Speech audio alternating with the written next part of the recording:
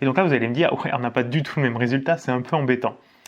Attention, quand même, attention un petit peu, parce qu'on sait que sin carré plus cos carré, c'est égal à 1. Ce qui veut dire que, par exemple, on peut partir de celui-là. Sinus carré, on va essayer de le remplacer. Il va être égal à 1 moins cos carré. Donc, si on reprend notre première primitive qu'on a trouvée ici, ça nous fait donc 1 moins cos carré divisé par 2 plus constante. Ce qui nous donne donc, si on scinde un peu la fraction 2, ça fait 1 demi, moins cos carré sur 2 plus constante. Mais regardez, une constante, 1 demi plus une constante, c'est à nouveau une constante. Donc en fait, 1 demi plus c, c'est le k qu'on a à côté. Et donc on retrouve la même, moins cos carré sur 2 plus le k.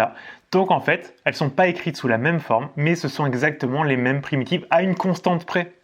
Parce que quand on cherche des primitives, il y en a une infinité. Donc on rajoute un plus 2, un plus 8, un moins 14, ça reste une primitive. Et donc à une constante près, ce sont exactement les mêmes résultats.